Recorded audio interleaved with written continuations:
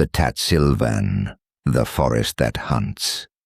I never should have opened that book. That's what everyone says in stories like this, right?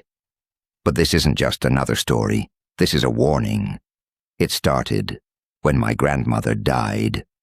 Among her possessions was a locked wooden box, its surface etched with intricate patterns that resembled trees intertwining. The key, a strange twisted thing that looked more like a root than metal, hung from a leather cord.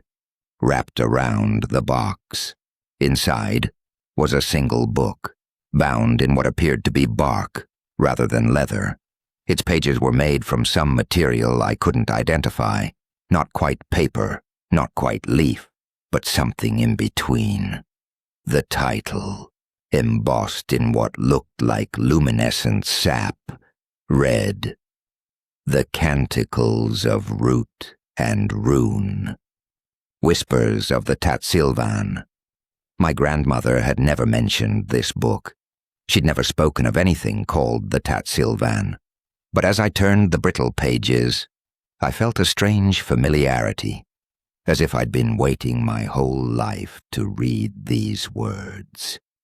The first passage I read was this: "Where the wind forgets its name, and moonlight lingers in the boughs, there lies the Tatsilvan, older than storm, deeper than sorrow." Little did I know those words would become the beginning of my end. Alex had been my best friend since elementary school. We'd gone through everything together. Family troubles, relationships, college. When I called him about the book I'd found, he immediately suggested bringing our whole friend group to check it out. "This Tatsilvan thing sounds fascinating," he said over the phone. "Like some sort of ancient folklore. Sarah would love it. You know how she's into ecological mythology. And Marcus just got that new camera equipment for his documentary class." I hesitated. Something about the book felt private, almost sacred, but I'd already told Alex about it, and honestly, I was excited to share my discovery. "Sure," I said finally. "This weekend." That's how the five of us, Alex, Sarah, Marcus, Eliza, and myself, ended up gathered in my tiny apartment on a Friday night, passing around my grandmother's mysterious book, while a storm raged outside. "Listen to this part," Sarah said, her finger tracing the text reverently. "The Silvarkans are the Tatsilvan's stewards. They are tall, with skin laced with bark veins and bioluminescent scars. Their voices are like wind chimes in a thunderstorm." She looked up, eyes bright with excitement. "This is incredible. It's like some kind of pre-Christian nature mythology. The description reminds me of the Green Man archetype." Marcus was filming the book, capturing close-ups of the strange text and illustrations. "The craftsmanship is amazing," he murmured. "The book itself looks like it was grown rather than made." Eliza, always the skeptic, raised an eyebrow. "It's elaborate. I'll give you that. But it's obviously someone's creative project. Maybe your grandmother was into creative writing. I shook my head. She was a botanist, very scientific. This doesn't seem like her style at all." Alex had been unusually quiet, still reading one particular section. "Guys," he said suddenly, "there's a map here." We all gathered around as he carefully unfolded a thin sheet that had been pressed between two pages. It wasn't paper, but some kind of translucent material that seemed to shimmer slightly in the lamplight. The map showed what appeared to be our region, but with different markings and boundaries than any modern map would show. And there, about 30 miles north of our town, in an area I knew to be largely undeveloped forest, was a marking like a spiral surrounded by intricate tree symbols. Next to it, in the same luminescent script as the book title, was written Tatsilvan. "It's real," I whispered, though I hadn't meant to speak aloud. "Or it was," Alex said, excitement building in his voice. "This looks like it could be Whitewood Ridge. There's an old hiking trail up there, but most of it is off limits now due to conservation efforts. We should go," Marcus said immediately. "Tomorrow I could film it. It would make an amazing documentary." I felt a sudden chill. I don't think that's a good idea. "Why not?" Sarah asked. "If there really is some kind of ancient forest up there that inspired this mythology, it would be incredible to document it. The book warns about it." I tried to explain. "You cannot seek it. It must seek you." Eliza laughed. "And you believe that? Come on, it's just woods. Probably nothing special at all. But I've already been to parts of Whitewood Ridge," Alex cut in. "It's beautiful up there, but nothing supernatural. This book is probably just inspired by the real forest." I wanted to argue more, but couldn't find the words. There was something about the book that unsettled me deeply, a feeling that it wasn't just stories, but warnings. Yet part of me was curious, too. What if something of the Tatsilvan really did exist? "Fine," I conceded, "but we stick together, and at the first sign of trouble, we leave, if only we had." The next day dawned unusually warm. For October, the sky a perfect blue that belied the storm of the previous night. We piled into Marcus's SUV, loaded with hiking gear, camera equipment, and enough food for the day. I brought the book, carefully wrapped in cloth and tucked into my backpack. The drive took about an hour, the last 15 minutes on increasingly rough roads, until we reached a small, unmarked parking area at the base of Whitewood Ridge. "This is it," Alex said, checking the map against his phone's GPS. "The trail should start just past those trees." As we unloaded our gear, I noticed something odd. Complete silence. No bird song, no insect buzz, not even the rustle of leaves, though there was a slight breeze. Just a heavy stillness. "Is it just me? Or is it really quiet?" Sarah asked, voicing my thoughts. "Probably just the time of day," Eliza said, but she sounded uncertain. The trail was barely visible, overgrown and clearly unused for years. Alex took the lead, using the old map and occasional trail markers to guide us. I followed with Sarah behind me, then Eliza, and Marcus at the rear, filming as we went. The forest grew denser as we climbed, the trees taller and older than any I'd seen in the region before. Their trunks were massive, bark black as obsidian in places, and the canopy so thick that only dappled light reached the forest floor.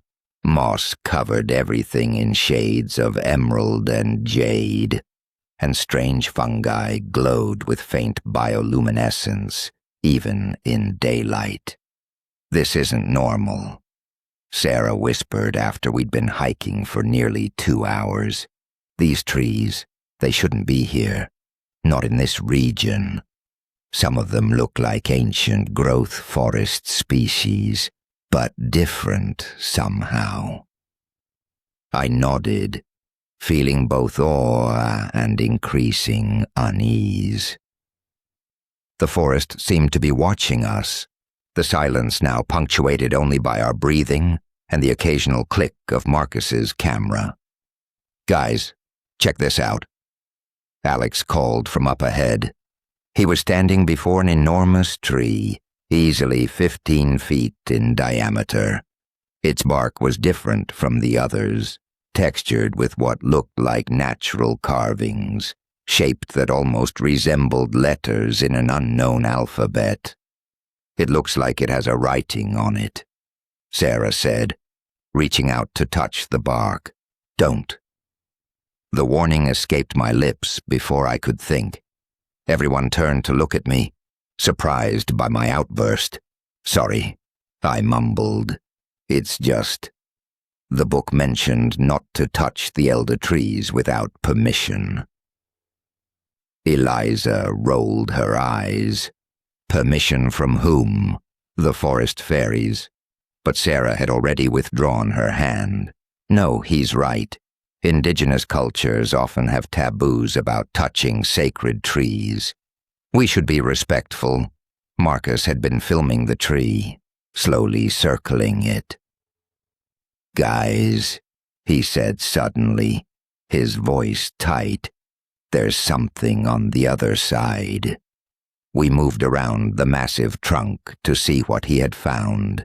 There, embedded in the bark as if grown into it, was a perfect handprint, far larger than any human hand, with elongated fingers that tapered into what could only be described as claws.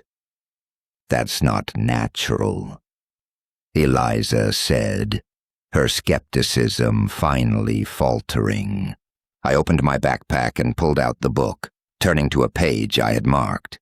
"The Silvarkan," who I read aloud, "are tall, their skin laced with bark veins and bioluminescent scars. There's an illustration here."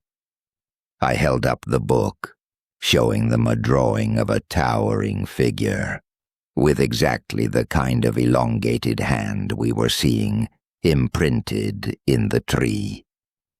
"This is crazy," Alex muttered, but his eyes were alight with excitement. "We might have actually found something here. Something real. We should go back," I said firmly. "The book warns about entering the Tatsilvan uninvited." "We've come this far," Marcus argued, "and nothing bad has happened. If anything, this is amazing footage. We can't leave now." The others agreed, and though every instinct told me to turn around, I couldn't let them go on without me. So we continued, deeper into what I was becoming convinced was not simply Whitewood Ridge, but the edge of something much older and stranger, the Tatsilvan itself. The change was so gradual that I didn't notice it at first. The silence deepened. The light shifted, taking on a greenish quality that made everything look slightly underwater. And then came the mist, thin tendrils at first, curling around tree trunks and our ankles, then thickening until it hung in the air like a living thing. "The shroud," I whispered, remembering the book's description, "a mist that bends time and erases maps." "It's just fog," Eliza insisted, but her voice wavered. Alex checked his phone. No signal, and my GPS isn't working either. "Neither is my compass," Sarah added, tapping the device on her wrist. "The needle is just spinning." Marcus was still filming, panning across the mist-shrouded forest. "This is incredible." He breathed. "The light quality is unreal." I felt a growing sense of dread. "We need to go back. Now." But when we turned around, the trail we had been following was gone, swallowed by mist and indistinguishable from the rest of the forest. "This isn't possible," Eliza said, a tremor in her voice. "We just came from that direction." "The shroud," I repeated. "It bends time and erases maps." "We've crossed into the Tatsilvan." "Don't be ridiculous," Eliza snapped, but her face was pale. "There has to be a logical explanation." "Let me check the book's map again," Alex suggested. I handed him the book, and he carefully removed the map. But as he unfolded it, his expression changed to one of shock. The map was different now, showing not the region we had come from, but what appeared to be the interior of the Tatsilvan itself, with paths and landmarks I didn't recognize. "That's impossible," Sarah whispered, looking over his shoulder. "The map changed. Or it's showing us what we need to see now," I suggested, remembering another passage from the book. A sound stopped our discussion, a soft chiming like crystal struck by wind, coming from somewhere in the mist ahead. We all froze, listening. "What is that?" Marcus asked, his camera pointed toward the sound. Sarah quoted softly, "Their voices like wind chimes in a thunderstorm."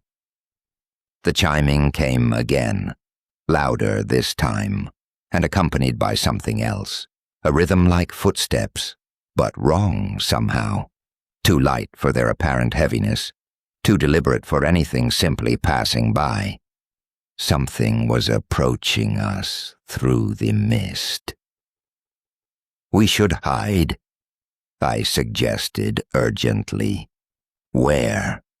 Eliza hissed, gesturing at the open forest around us.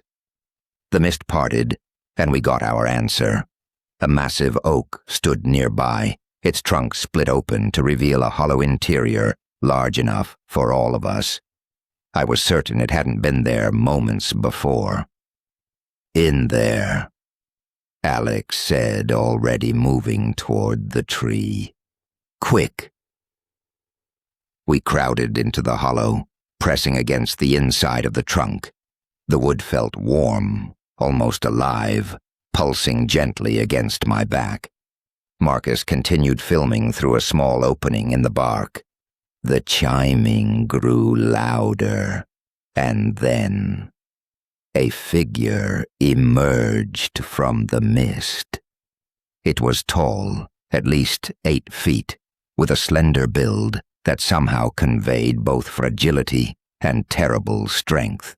Its skin was the color of ancient oak, laced with what looked like veins of bioluminescent sap that pulsed with an inner light. Its face was almost human, but elongated, with eyes that shimmered like dew on spider silk. And its hands, those hands had made the print we'd found, long fingers ending in curved points that looked somewhere between claws and branches. A Silvarkan, one of the guardians of the Tatsilvan. It paused, head tilting as if listening. Then it spoke, not words, but a series of chimes and rustles that somehow carried meaning. It was calling to someone, or something. From the mist emerged another figure, similar to the first but smaller, its skin patterned with different luminescent markings. They conversed in that strange language of sounds, occasionally gesturing in our direction. "They know we're here," Sarah breathed, barely audible. "Can your camera see this?" I whispered to Marcus. He checked the viewfinder and shook his head, confused. It's just showing static, but I can see them perfectly with my eyes. The Sylvarkan suddenly stopped their conversation, both turning to look directly at our hiding place. The taller one made a gesture, and the hollow tree, our shelter, began to close. "Run!" Alex shouted, pushing us out of the tree just as the opening sealed itself shut behind us. We stood exposed in the clearing, face to face with the Sylvarkan. Up close, they were even more otherworldly, ancient and new all at once, like seeing a memory walking. The taller one spoke, and to my shock, I understood. "You bring the canticles back to our realm," it said, the words forming in my mind rather than my ears, after so many turnings of the wheel. It was looking at my backpack, where the book was stored. "I'm sorry," I said, my voice shaking. "We didn't mean to trespass. We found the book and—" "The book finds who it needs," the smaller Sylvarkan interrupted. "It does not mistake its purpose." "What purpose?" Sarah asked, finding her voice. The tall Sylvarkan moved closer, its movements fluid like water over stone. The Tatsilvan withdraws when the world forgets, but sometimes it must be remembered. "Why?" Alex asked. Both Sylvarkan turned to him, their luminescent veins pulsing brighter. "Because the prophecy begins." A cold fear gripped me as I recalled the passage from the book. When the world breaks its back on the altar of greed, when fire eats the oceans and silence drowns the cities, the Tatsilvan shall open its gates, not to save us, but to start again. "The heart root awakens," the smaller Sylvarkan said. "You must witness." "Witness what?" Eliza demanded, her skepticism giving way to fear. "The beginning of the end," the tall one replied simply, "or perhaps the end of your beginning." They turned and began walking into the mist, clearly expecting us to follow. "We shouldn't," I whispered to the others. "The book warns about going deeper into the Tatsilvan." "Do we have a choice?" Marcus asked, pointing back the way we had come, now completely obscured by the thickening shroud. "I don't think we can find our way back without help." Alex nodded, "And I want to see the heart root. If this is real, if all of this is real, then we're witnessing something historic. Or we're hallucinating from some toxic spores in these weird mushrooms," Eliza suggested, but she didn't sound convinced anymore. Sarah was already following the Sylvarkan. "Come on," she called back. "They're getting ahead of us." With no better options, we followed the Sylvarkan deeper into the Tatsilvan, the mist swirling around us, erasing our path with each step. Time lost all meaning in the shroud. We could have been walking for hours or minutes. There was no way to tell. Our phones had stopped working entirely, screens either blank or showing impossible time stamps.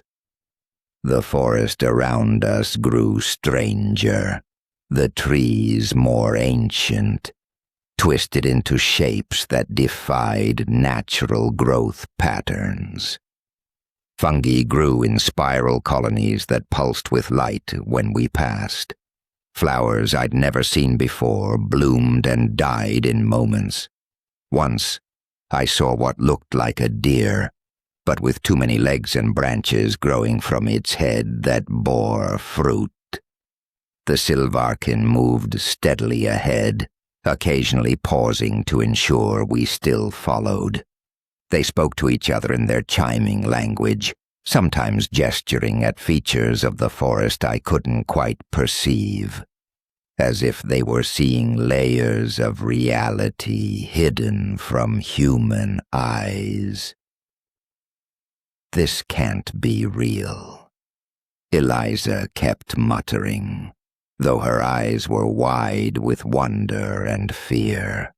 "It feels more real than anything I've ever experienced," Sarah countered. She had been taking notes, sketching plants and creatures in a small notebook. "It's like everything else has been a pale imitation of this place." Marcus had given up on his camera, which now displayed only fractured images and static. Instead, he simply walked with his eyes darting everywhere, trying to memorize what he was seeing. Alex stayed close to me, occasionally checking the map, which continued to change, showing our progress through the Tatsilvan with unsettling accuracy. "We're getting close to the center," he said at one point, pointing to a pulsing spot on the map. "The heart root, I think." As if in confirmation, the forest began to change around us. The trees grew even larger, their trunks wider than houses, their canopies so high they vanished into mist. The ground beneath our feet shifted from soil to something that felt almost like flesh, resilient and slightly warm. And there was a pulse now, a rhythmic thrumming that vibrated through everything. The shroud thinned suddenly, and we found ourselves at the edge of an enormous clearing. In its center stood a tree so massive it defied comprehension, its trunk wider than a city block, its branches creating a cathedral-like canopy overhead. Unlike the other trees, its bark was obsidian black and seemed to flow like liquid in slow motion. Vines of fiery light pulsed across its surface in patterns that reminded me of circuit boards or ancient glyphs. "The heart root," the tall Sylvarkin announced, gesturing toward the monumental tree. We stood frozen in awe. Even Eliza had no skeptical comment to offer. "It's beautiful," Sarah whispered. The smaller Sylvarkin turned to us. "The heart root is the first tree. From it, all forests grew. In it, all forests will return." "What does that mean?" Alex asked. Instead of answering, the Sylvarkin approached the heart root and placed a hand against its flowing bark. The luminescent veins in the Sylvarkin skin pulsed in sync with the fiery patterns on the tree. After a moment, a section of the bark parted like liquid, revealing an opening. "Enter," the tall Sylvarkin commanded. "The heart root will show you what you need to see." I hesitated, every warning from the book flashing through my mind, but curiosity, or perhaps something else, something planted in me when I first opened the canticles, pushed me forward. The others followed, and we stepped into the heart root. Inside was a chamber, larger than should have been possible, the walls pulsing with the same fiery light that veined the exterior. The floor was smooth, like polished wood but warm and slightly yielding underfoot. In the center of the chamber stood what looked like a pool of golden sap, its surface rippling though nothing disturbed it. The memory of trees, the smaller Sylvarkan explained, gesturing to the pool, all that was, all that will be. What are we supposed to do? Marcus asked. Watch, the tall Sylvarkan said simply. The pool's surface began to shift, images forming and dissolving, forests spreading across pristine landscapes, then retreating as human settlements expanded, cities growing, forests burning, oceans rising, deserts spreading. The images moved faster, showing a progression that I realized with horror was the future. Our future. Storms of impossible magnitude, fires that consumed entire continents, oceans dead and gray. And then, emerging from the devastation, green, the Tatsilvan, spreading across the ruins of human civilization, reclaiming the world with ancient, patient growth. This is what will be, the tall Sylvarkan said, unless what? I managed to ask, my voice hoarse. Unless the balance is restored, the verdant code remembered. Sarah stepped forward, her face illuminated by the golden light of the pool. How? How do we restore the balance? The smaller Sylvarkan turned to her, its eyes reflecting the pool's glow.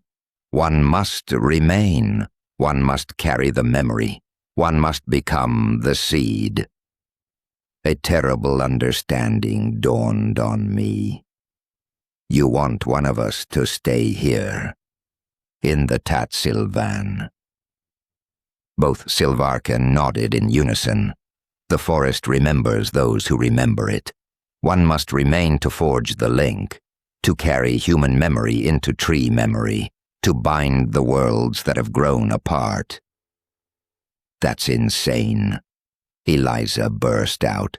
You can't just keep one of us here. It must be a choice, the tall Sylvarkan clarified, freely made, or the binding will fail. And if we all refuse?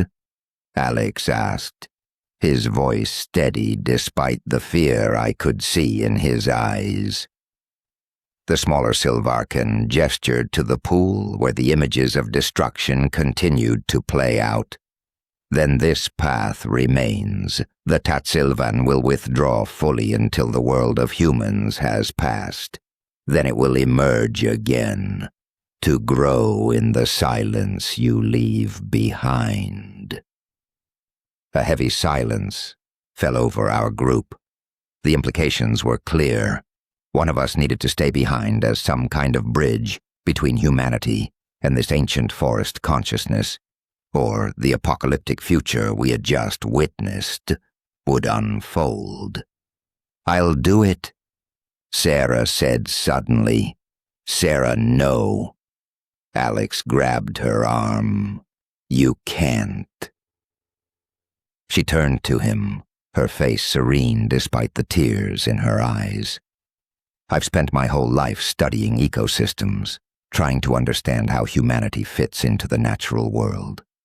If staying here can help bridge that gap, can help prevent what we just saw, then it's worth it. We don't even know if any of this is real, Eliza argued desperately. This could all be some kind of mass hallucination. Does it matter? Sarah asked softly. If there's even a chance it's real, how can I walk away? I looked at the Sylvarkan, whose expressions revealed nothing. What exactly would staying entail? What would happen to her? The tall Silvarken stepped forward. She would become Silvarken in time. Human memory preserved in forest form, not death, transformation. Marcus shook his head violently. We're not leaving you here, Sarah. There has to be another way. But I could see in Sarah's eyes that her decision was made. There was fear there, yes, but also a strange peace, as if she had found her purpose after searching her entire life. The rest of you need to go back, she said firmly. Tell people what you've seen. Make them understand what's at stake. Maybe then. She trailed off, looking back at the pool, where the images had shifted to show a different, possible future, one where forests and human settlements existed in harmony, where the balance had somehow been restored. Sarah, Alex began, but she cut him off with a fierce hug. It's okay, she whispered. This is where I belong. I think I've always known it. One by one, she embraced us, whispering personal goodbyes. When she came to me, she pressed something into my hand, her notebook. Keep the record, she said. Add it to the canticles. Make sure it's not forgotten. The tall Silvarken approached us. It is time for you to return. The shroud parts only briefly. With heavy hearts and tears we couldn't hide, we followed the Silvarken out of the heart route, leaving Sarah standing by the golden pool, her silhouette growing more tree-like, even as we departed, luminescent veins already beginning to trace patterns across her skin. The journey back through the Tatsilvan passed in a blur of grief and confusion.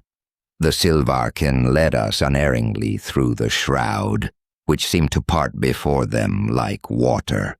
The forest itself felt different now. Less ominous, more melancholy, as if it too mourned the choice that had been made.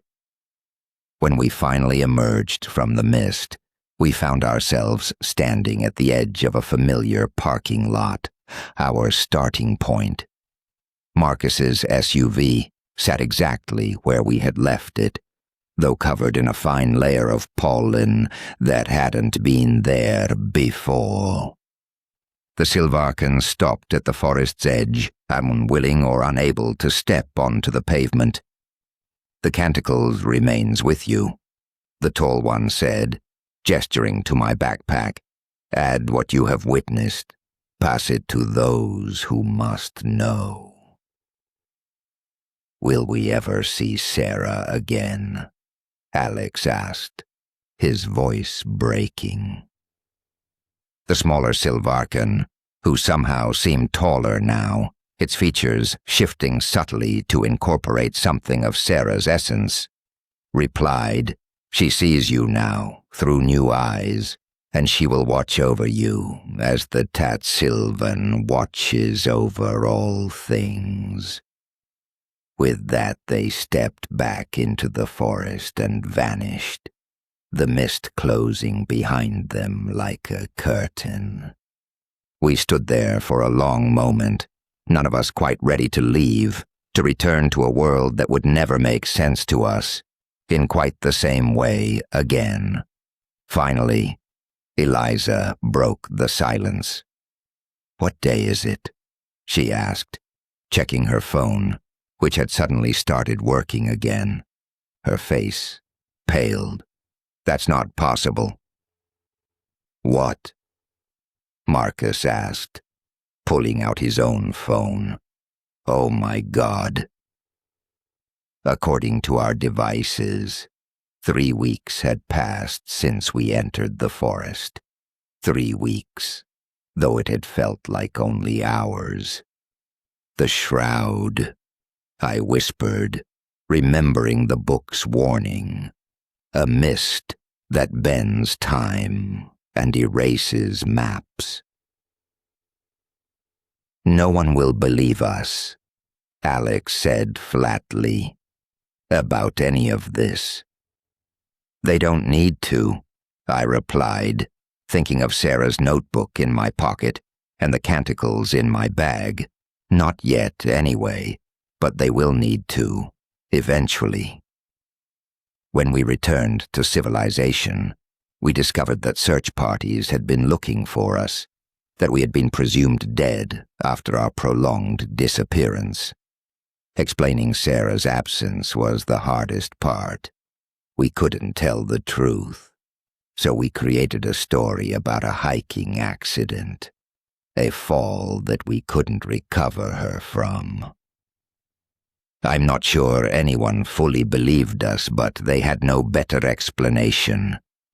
In the months that followed, we tried to readjust to normal life.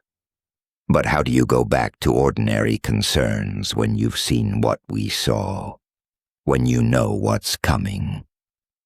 Marcus's camera footage showed nothing but static when he reviewed it, all evidence of our experience erased except for our memories. Eliza, once the skeptic, became obsessed with environmental activism, working tirelessly to protect what forests remained. Alex withdrew into research, studying ancient mythologies about forests and guardians, looking for other references to the Tatsilvan throughout human history. And me? I did what I promised Sarah I would do. I added her notes to the canticles, continuing the record that had been kept for who knows how long. I study the book daily, learning its secrets, understanding more of its warnings. Sometimes I dream of leaves falling upward. Sometimes I hear laughter in the roots of trees. And sometimes, when I walk through wooded areas, I catch glimpses of a tall figure with bark-veined skin and Sarah's eyes, watching from just beyond the range of normal sight. The Tatsilvan is real. It's waiting, watching, withdrawing as we destroy our world, preparing to reclaim what was always its own. Unless we remember, unless we restore the balance, this isn't just a story. It's a warning. Look for the signs. If you dream of leaves falling upward, if you hear laughter in the roots of trees, if your shadow lingers a second too long in a clearing where no birds sing, then perhaps the Tatsilvan is watching you too. And perhaps, somewhere in those ancient woods, Sarah is watching as well, no longer fully human, but not quite lost to us either. A bridge between worlds that grow further apart with each passing day. The heart root pulses, the shroud thickens, the prophecy unfolds. Will you listen before it's too late?